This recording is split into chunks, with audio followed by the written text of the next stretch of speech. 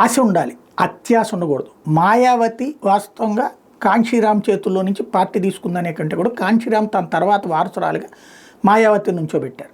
మాయావతి అట్లాంటి ఛాన్స్ వాస్తవంగా రక్త సంబంధీకుడికి ఇచ్చింది. అసలు అట్లాంటిది కాంశీరామ్ చేయలేదు, కానీ తను ఇచ్చింది. తన మేనలుడు ఆకాష్ ఆనంద్కి అన్ని పదవులు ఇచ్చి నడుపుతుంటే ఆయన మాంగారు చేసిన దరిద్రం ఇప్పుడు అసలు కారణమైంది. ఆయనకు మాంగారు ఉన్నాడు, ఆయన పేరే అశోక్ సిద్ధార్థ్.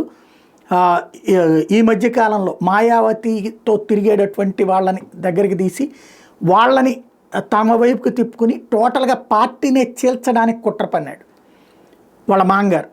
దాంతో ఆగ్రహించినటువంటి మాయావతి తాజాగా తన మేనల్లుండి కూడా ఆల్రెడీ అతన్ని పంపించేసింది. అశోక్ సిద్ధార్థని ఇంతకుముందే, ఇప్పుడు మేనల్లుండి కూడా బయటికి పంపించేయడంతో పాటు 2 నెలల క్రితమే బహిష్కరించింది. ఇప్పుడు ఆకాష్ని కూడా బహిష్కరించేసింది. ఇకపోతే జీవితాంతం పార్టీకి వారసులు ఉండరు అని ప్రకటించడం అన్నటువంటిది ఇక్కడ కీలకమైనటువంటి అంశం. ఇలాంటి పరిస్థితులే సమస్యను సృష్టిస్తూ ఉంటే కొంతమంది వెధవల వలన.